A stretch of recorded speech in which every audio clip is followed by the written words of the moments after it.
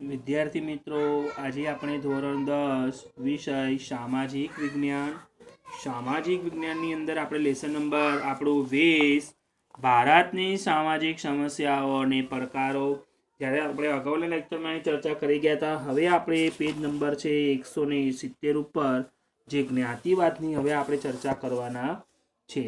તો જ્ઞાતિવાદની આપણે ચર્ચા કરીશું કે ભારતની જે સામાજિક વ્યવસ્થામાં જે આપણી ભારતની આપણે જોઈએ કે સામાજિક જે બધી વ્યવસ્થાઓ છે એ સામાજિક વ્યવસ્થામાં સામાજિક સ્તર રચનાના સ્વરૂપ તરીકે જ્ઞાતિઓનું અસ્તિત્વ સદીઓથી રહ્યું છે. એટલે આમ આપણે જોઈએ કે ભારતની સામાજિક સંરચના જ્ઞાતિ પર આધારિત છે એમ કહી શકાય. પણ જ્ઞાતિ વ્યવસ્થા એ પ્રારંભિક પરિકલ્પના આજે છે. તેના કરતાં એમ જોઈએ કે પ્રાચીન સમયમાં આપણે ભિન્ન હતી. સમાજની જરૂરિયાતોની પરિપૂર્તિ અને શ્રમ વિભાજનના પાયારૂપ, જે શ્રમ એટલે જે આપણે મહેનત છે એનું વિભાજન કરવાનું છે, એના પાયારૂપ કાર્ય આધારિત જ્ઞાતિઓ હતી.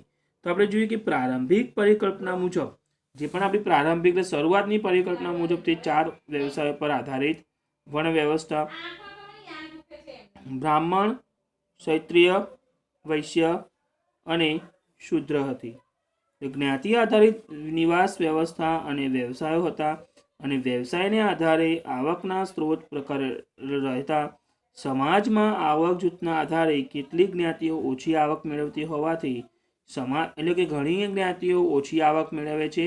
એટલે ઓછી આવક મેળવતી હોવાથી સમાજના અન્ય જ્ઞાતિ સમૂહોથી આર્થિક સ્થિતિમાં નબળી રહી છે. આ તમારે લખી નાખવાનું છે કે નબળા વર્ગના લોકો સાથી પછાત રહી ગયા. કારણ કે સમજાવો તમારા પ્રશ્ન તમારી નોટબુકમાં, તમારી ટેક્સ્ટ બુકમાં તમારે પેન્સિલથી કે પેનથી લખી દેવો કે આવા પ્રશ્ન પૂછાય કે નબળા વર્ગના લોકો સાથી પછાત રહી ગયા. કારણ કે તો ભારતમાં અંગ્રેજોના શાસનકાળ પહેલાં, જે આપણે ભારતની વાત કરીએ તો અંગ્રેજોનો જે શાસનકાળ હતો તેના પહેલાંના સમયમાં કેટલીક જાતિઓ અન્ય સમૂહોથી દૂર, શું કે છે, કેટલીક જે જાતિઓ હતી તે અન્ય સમૂહોથી એટલે કે દૂર અને સહેલાઈથી પહોંચી ન શકાય તેવા દુર્ગમ એટલે કે પહાડી જંગલો અને પહાડી વિસ્તારોમાં અલગ વસવાટ કરતી હતી. આ જાતિઓ જે કંઈ છે એમ કહેવાય છે કે આ જાતિઓનું આપણે જોઈએ કે સામાજિક જીવન, જે પણ આપણું સામાજિક જીવન છે એ સામાજિક જીવન અને સાંસ્કૃતિક જીવન આપણે જોઈએ કે જીવન અન્ય એમ કહેવાય છે કે પ્રજા સમૂહથી અલગ હતું. તેઓની પોતાની આગવી સંસ્કૃતિ એમ કહેવાય છે કે તેઓની જે પોતાની આગવી એટલે અલગ સંસ્કૃતિ જે હતી એ અલગ સંસ્કૃતિ એટલે કે બોલી હતી અને તેઓ અલગ અલગ આપણે બોલીઓ જોવા આપણને મળે છે. તે જાતિના લોકો પણ પેઢી દર પેઢી અલગ વસવાટ અને એકાકી જીવન, એકલું જીવન જીવતા અને વગેરેના કારણે વિકાસ સાધી શક્યા નથી. પરિણામે તેમની આર્થિક અને સામાજિક સ્થિતિ પણ ખૂબ જ નબળી જોવા આપણને મળે છે. એટલે ત્યારબાદ જોઈશું આપણે લઘુમતીઓ, નબળા વર્ગો અને પછાત વર્ગોના હિતોના રક્ષણ માટે બંધારણીય જોગવાઈની આપણે વાત કરી દઈએ તો ભારતના બંધારણમાં લઘુમતી, નબળા વર્ગો અને પછાત વર્ગોના આપણે જોઈએ રક્ષણ, કલ્યાણ અને વિકાસ માટે કેટલીક બંધારણીય જોગવાઈ કરવામાં આવેલી છે. તો આ બંધારણીય જોગવાઈઓ તેમના હિતોની રક્ષા, સામાજિક અસમાનતાનું નિવારણ અને તેમના કલ્યાણ અને વિકાસ માટે સુનિશ્ચિત કરી છે. એટલે ભારતનું બંધારણ આપણે જોઈએ કે ભારતના તમામ નાગરિકોને, ભારતના બંધારણમાં એમ કે ભારતના તમામ જે નાગરિકો છે તમામ નાગરિકોને સમાન રીતે સામાજિક, આર્થિક અને રાજનૈતિક ન્યાય પ્રદાન કરવામાં આવે છે. ત્યાર પછી જોઈએ કે ભારતના બંધારણમાં જણાવ્યા મુજબ જાતિ, જ્ઞાતિ, ધર્મ, ભાષા અને લિંગ, શું કે છે, આપણે જોઈએ કે ભારતના જે બંધારણની આપણે વાત કરી દઈએ તો ભારતના બંધારણમાં એમ કહેવાય છે કે જે જણાવ્યા મુજબ આપણે જોઈએ કે બધાની જાતિ અલગ અલગ જોવા મળે છે, જ્ઞાતિ પણ આપણને અલગ અલગ જોવા મળે છે અને જોઈએ ધર્મ પણ આપણને બધા અલગ અલગ પાડતા જોવા મળે છે. અને ભાષા અને લિંગ એટલે કે આપણે કહેવાય છે સ્ત્રી પુરુષ જે છે એના આધારે કોઈ પણ પ્રકારનો ભેદભાવ રાખવામાં નહીં આવે. દરેક વ્યક્તિને સમાન તક અને સમાન દરજ્જો આપવામાં આવશે અને આપવામાં આવેલા છે. તેને કલ્યાણકારી રાજ્યનું દાયિત્વ નિભાવવા, તેમને કહેવાય છે કે કલ્યાણ એટલે કે લોકોનું સારું થવું, કલ્યાણ થવું, લોકોની પરિસ્થિતિમાં સુધારો આવો, એટલે એનું દાયિત્વ નિભાવવા તથા નબળા અને પછાત વર્ગોની રક્ષા કરવા. જે નબળા અને પછાત વર્ગો છે આપણા, એની રક્ષા કરવા કેટલાક મૂળભૂત અધિકારો પણ બંધારણમાં રહીને યોગ્ય પ્રતિબંધ લગાવી શકે છે. ધાર્મિક સ્વતંત્રતાનો અધિકાર કોઈપણ ધર્મનું આ આઈએમપી છે, ધ્યાન આપજો. ખાસ ચોથો મુદ્દો છે આપણે જોઈએ, જે કહેવાય છે કે ધાર્મિક સ્વતંત્રતાનો અધિકાર કોઈપણ ધર્મનું પાલન કરવાની સ્વતંત્રતા આપે છે. એટલે કહેવાય છે કે ધાર્મિક સ્વતંત્રતા આપણે કોઈપણ ધર્મ અપનાવી શકીએ છીએ ભારત દેશમાં, કેમ કે ભારત દેશ એક લોકશાહી દેશ છે. લોકશાહી દેશમાં આપણે ગમે તે ધર્મ અપનાવી શકાય છે. એટલે જોઈએ કે અધિકાર છે ને કોઈપણ ધર્મનું પાલન કરવાની પણ સ્વતંત્ર આપણને, કોઈપણ ધર્મનું તમે પાલન પણ કરી શકો છો, તમને છૂટછાટ છે. ત્યારબાદ જોઈએ લઘુમતીઓ, નબળા વર્ગો અને પછાત વર્ગોને બંધારણીય હક આપવા. શું કે છે, જે લઘુમતી છે, જે નબળા વર્ગો છે, જે પછાત છે, જે છેવાડાના વર્ગો છે, એ બંધારણીય એ લોકોને હક આપવા પાછળનો મુખ્ય ઉદ્દેશ એ છે કે તેઓને રાષ્ટ્રમાં સમાન તક, ન્યાય અને દરજ્જો આપવો. તેઓને શું કે છે, આપણા રાષ્ટ્રની અંદર સમાન તક આપવી, ન્યાય આપવો અને દરજ્જો પણ આપવો ખૂબ જ જરૂરી છે. ત્યાર પછી જોઈશું આપણે રાષ્ટ્રની એમ કહેવાય છે કે પંચવર્ષીય યોજનાઓમાં જે પણ આપણું રાષ્ટ્ર છે, જે પંચવર્ષીય યોજનાઓ ઘડે છે, પંચવર્ષીય યોજનાઓમાં પણ આ બધા વર્ગો માટે ખાસ ધ્યાન રાખવામાં આવ્યું છે. ત્યારબાદ આપણે જોઈશું કે એક પ્રશ્ન લખવાનો છે આપણે નવો, તમારી ટેક્સ્ટ બુકમાં લખજો કે આઈએમપી જે છે મુસ્લિમ જે લઘુમતી છે, જે લઘુમતીમાં આવે છે, જૈન છે, જેવો લઘુમતી એટલે એની વ્યાખ્યા એવું થાય છે, ધ્યાન આપજો ખાસ. લઘુમતી કોને કહેવાય? જે પણ ધર્મનું પ્રમાણ સૌથી ઓછું હોય એ લોકોને આપણી લઘુમતીમાં સમાવેશ કરવામાં આવે છે. આ એની એક વ્યાખ્યા છે. ઓકે, લઘુમતીના હિતોના રક્ષણ માટે બંધારણમાં કઈ કઈ જોગવાઈઓ કરવામાં આવે છે તે જણાવો. તો આ બધી એમ કહેવાય છે કે મુસ્લિમ છે, જૈન છે, જેઓનું પ્રમાણ સૌથી ઓછું છે. એટલે જેઓનું પ્રમાણ એમ કહેવાય જે ધર્મનું એટલે કહેવાય પ્રમાણ ઓછું હોય એ લોકોનો સમાવેશ લઘુમતીમાં થતો જોવા આપણને મળે છે. તો ધર્મ કે ભાષાના આધારે આપણે જોઈએ, ધર્મ કે ભાષાના આધારે કોઈ પણ પ્રદેશ કે પ્રદેશોમાં બહુમતી ન હોય તેવા લોક સમૂહને લઘુમતી કહેવામાં આવે છે. જો શું કે છે, બહુમતી ન હોય, મેં તમને કીધું કે આપણે જોઈએ કે એની વ્યાખ્યા જ છે. એટલે ભાષાના આધારે કે કોઈ પણ પ્રદેશ કે પ્રદેશોમાં બહુમતી ન હોય તેવા લોકોને આપણે, તેવા લોક સમૂહને લઘુમતી કહેવામાં આવે છે. પણ ભારતના બંધારણમાં લઘુમતી માટે સ્પષ્ટ વ્યાખ્યા કરવામાં આવી નથી.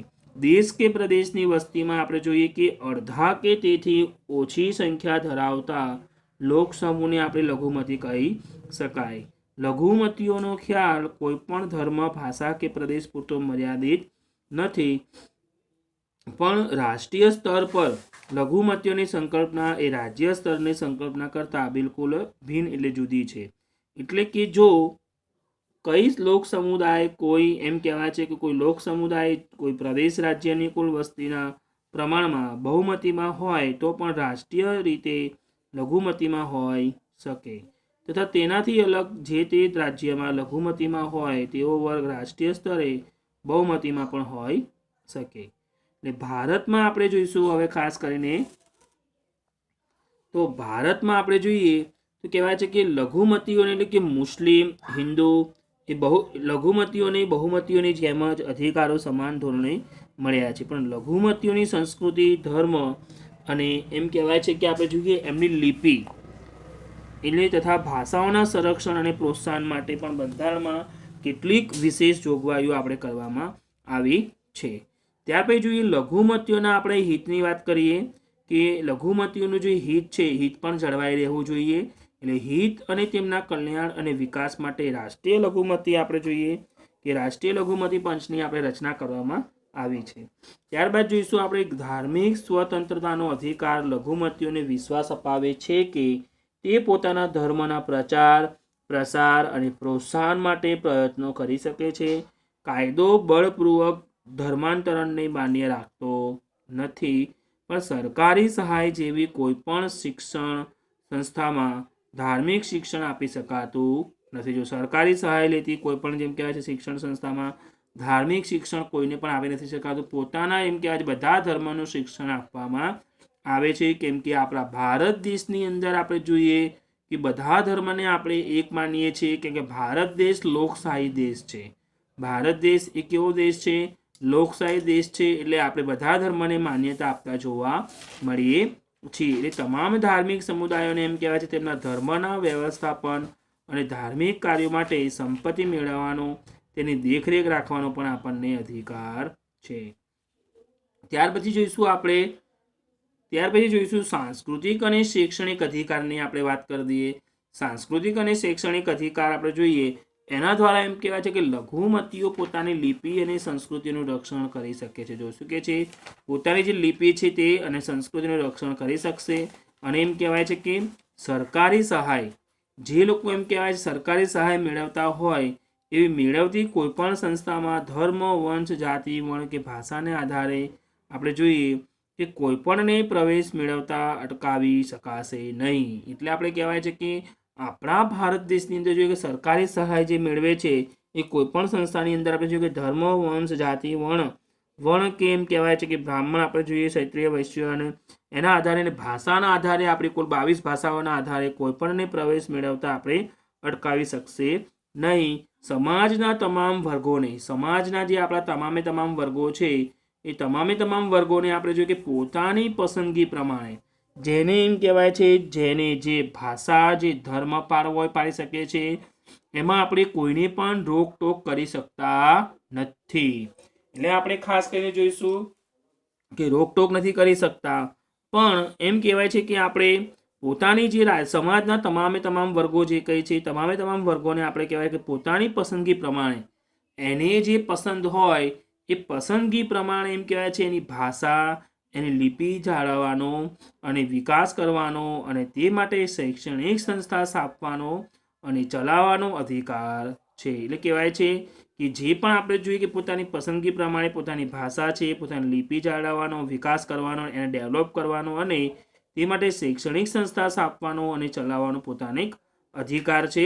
એટલે ભારતીય આપણે જોઈએ કે લઘુમતીના બાળકોને, જે પણ લઘુમતીના બાળકોને પ્રાથમિક શિક્ષણ માતૃભાષામાં મળે, એટલે કહેવાય છે કે આપણે જોઈએ કે જે લોકોને માતૃભાષામાં મળે તેવી સુવિધા રાજ્ય સરકાર આપણને આપતી જોવા મળે છે. કે એવા બાળકોને આપણે એમ કહેવાય છે કે ભારતીય જે લઘુમતીના બાળકોને આપણે પ્રાથમિક શિક્ષણ માતૃભાષામાં મળે તેવી સુવિધા રાજ્ય સરકાર એમને આપતી જોવા મળે છે. એટલે તમારી વિદ્યાર્થીઓ તમારી નોટબુકમાં જ્ઞાતિવાદ અને લઘુમતીઓ આપણે તમને જે પ્રશ્નો મેં કીધા કે નબળા વર્ગના લોકો સાથી પછાત રહી ગયા કારણ આપો, આ પ્રશ્ન તમારી નોટબુકમાં લખવો અને લઘુમતીઓ, નબળા વર્ગો અને પછાત વર્ગોના હિતોના રક્ષણ માટે બંધારણીય જોગવાઈઓ નોટમાં લખવાની છે. અને ત્યારબાદ લઘુમતીના હિતોના રક્ષણ માટે બંધારણમાં કઈ જોગવાઈઓ કરવામાં આવી છે કારણ આપો, આ પ્રશ્નો તમારી નોટબુકમાં લખવાના છે. હવે નેક્સ્ટ લેક્ચરની અંદર હું અનુસૂચિત જાતિ અને અનુસૂચિત જનજાતિ એટલે શું, એટલે હરિજનો, અનુસૂચિત જનજાતિ એટલે હરિજનો આવે અને અનુસૂચિત જાતિ એટલે હરિજન બીસી અને અનુસૂચિત જનજાતિઓ એટલે આદિવાસીઓ એસસી, એની આપણે ચર્ચા કરવાના છીએ. આભાર વિદ્યાર્થીઓ.